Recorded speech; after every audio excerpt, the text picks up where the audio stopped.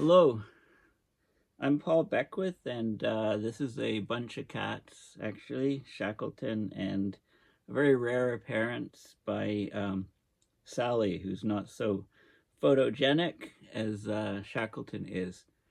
So in this video, I'm going to show a number of different diagrams from this research paper recently called Aerosol-Driven Droplet Concentrations Dominate the Coverage of Water and Oceanic Low-Level Clouds.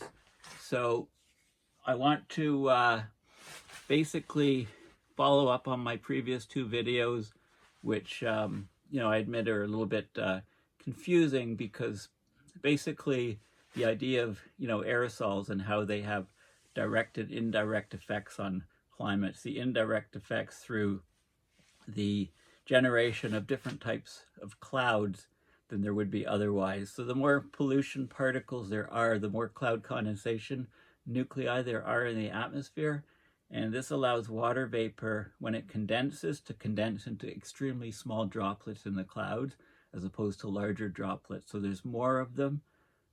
There's more cloud water droplets, and they're smaller, so they're more highly reflective by something called the Twomey effect.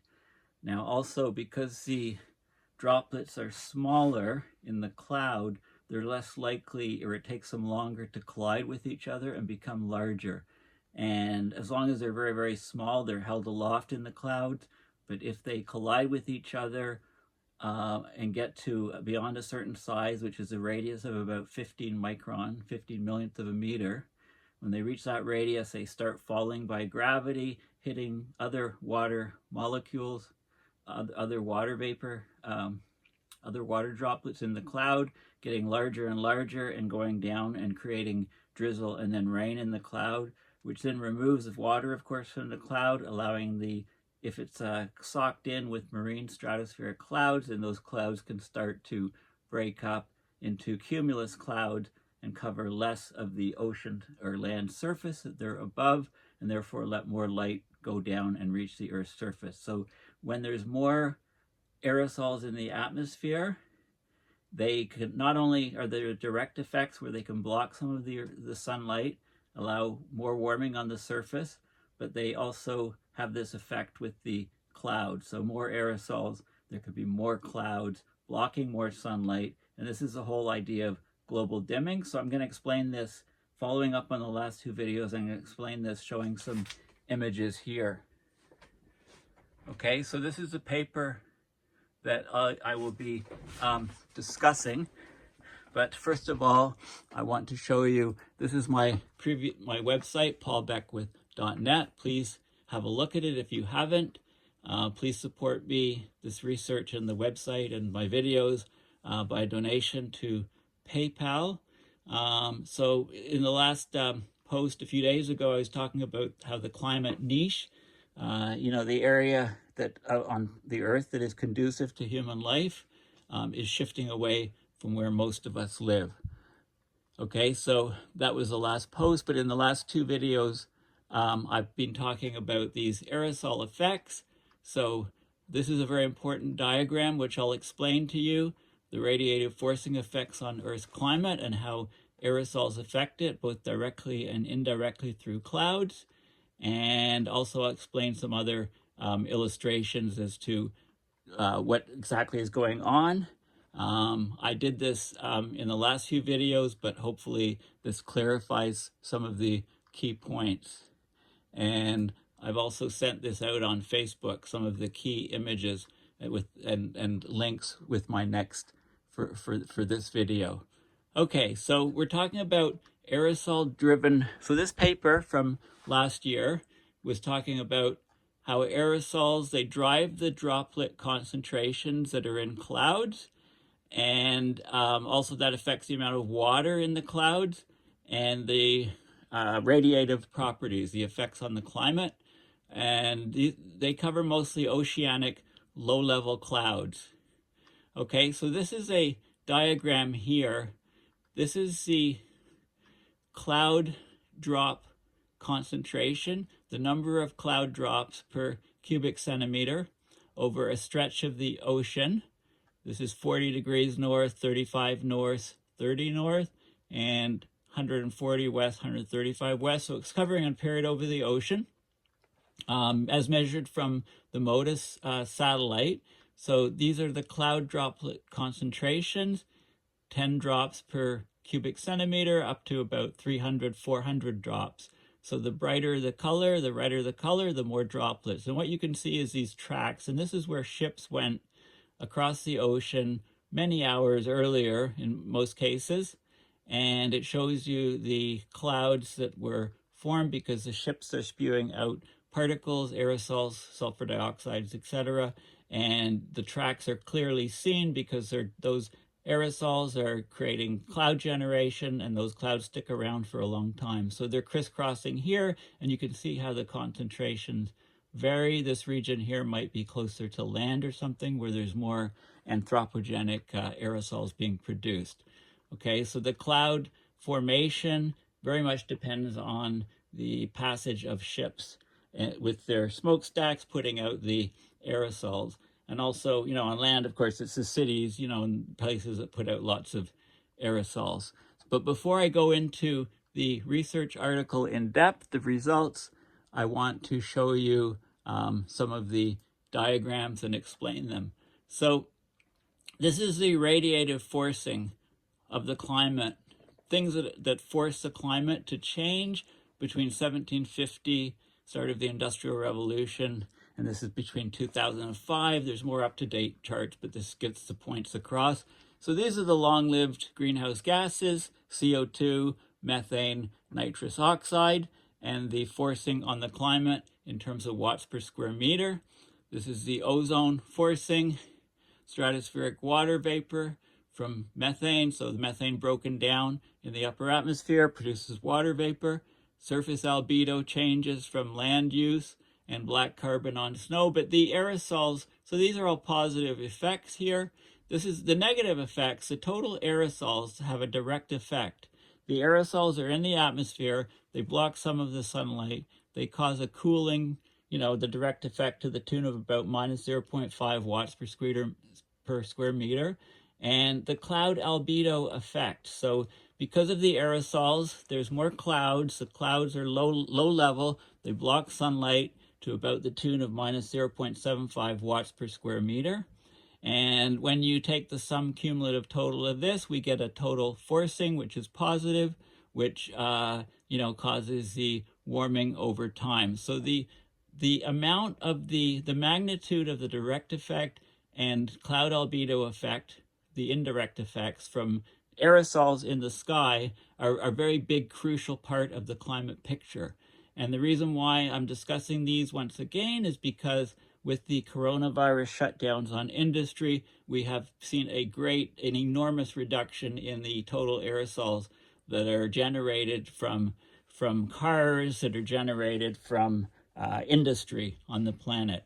And because of this direct reduction of aerosols, that reduces the global dimming factor so that we're getting more heating of the planet. Okay, so let's have a look at the cloud. So this is clean, the clean situation, very low aerosols, and this is the polluted situation where we have lots of these anthropogenic particles that are generated that are in the atmosphere. So in this case here, you get a cloud formation because you have water vapor rising, condensing into droplets. As you go up into the cloud, the droplets are gaining size and weight, and the depth of the clouds is increasing, and these clouds reflect some solar radiation, and you can see rain here. Now, when you have more and more of the aerosols, the so-called anthropogenic aerosols in the atmosphere, you get a lot more of these small particles which act as cloud condensation nuclei. So the water vapor, like dew forming on grass in the morning, as you rise in altitude, the temperature drops, the water vapor goes on to the cloud condensation nuclei. So you get clouds with a lot more smaller particles, so they're much more reflective. The albedo is higher, so they cool the surface of the Earth. Also, because they're a lot smaller, it's much less likely to rain, okay? So the clouds actually get thicker than they would otherwise, and they're longer lived. So we've got the Twomey effect, which is the effect of the cloud brightening from the smaller particles, and we've got the Albrecht effect, which is the effect of thicker clouds and longer lifetime of clouds. So they cover a lot more of the sky. Okay, so that's the key factor. And this is a view showing the whole progression of things from the UK Met Office. So we've got the albedo particles here, and there's direct scattering and absorption of radiation, less sunlight reaching the Earth. So the surface of the Earth is cooler because in the presence of these aerosols. So this is a direct effect which needs to go into climate models. Now this is an unperturbed cloud with so no aerosols added. There's some natural aerosols, so you get these droplets, and they're quite large, and they reflect some light, and often, there's lots of rainfall.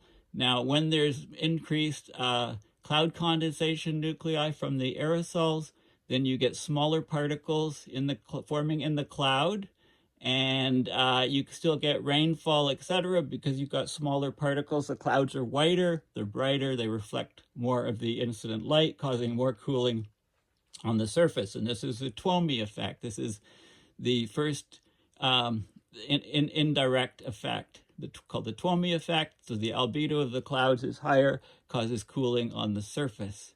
Also, because the particles in the cloud condensation nuclei are smaller, they're less likely to coalesce together. It takes them longer, so there's less rainfall from the cloud. There's drizzle suppression, so there's increased water content, liquid water content in the cloud. Cloud sticks around for longer and cools the Earth, therefore, for longer. Now, also, the thickness of the cloud can grow. So you get increased cloud height, increased cloud thickness, and also because it rains less, the cloud lifetime is longer. So this is known as the Albrecht effect. It's a cloud lifetime effect, or the second indirect effect, leading to longer cloud lifetimes. And you can also have some indirect effects on the upper level clouds, ice clouds, and contrails. There's another effect is because when there's heating, it causes the cloud burn off, so reduces the cloud lifetime. And then when it rains, the cloud condensation nuclei are taken out of the system. But so when there's a lot of clouds, there's more cooling, and then there's less burn off, so the clouds stick around for a longer time. Okay, so these are all the effects that are coming into play. So in this paper, some of the key results here, I'll just show you some of the key figures. This is cloud drop concentration in terms of the number per cubic centimeters. And you can see the high levels of cloud droplets in these regions. Okay, so these regions have a lot more, and you can see, if the trade winds are coming this way, then from the land, these regions are generated, and these aerosols are generated over land, and they come out over the ocean in high concentrations here. This is the tropospheric stability, which is the difference in temperature between about 3 kilometers up minus the difference at the surface, that temperature difference. The larger it is, the more stability. The larger it is, it affects the stability and affects the sort of the upper level of these clouds. Now, here's some of the data. This is the cloud fraction. 0 is open sky, no clouds. 1 is completely socked in. And as there's more liquid water in the core of the cloud, the coverage increases. And with more droplets, the coverage increases till you get close to 100% completely socked in coverage here. And this is the cloud geometrical thicknesses. When there's more cloud droplets, there's more, the clouds cover more of the sky. Okay, and there's all kinds of curves like this showing that, and there's some more data here. It basically, when you get more cloud drop concentrations, you get more clouds forming, you get thicker clouds forming, and they cause more cooling of the surface. Okay, thank you for listening.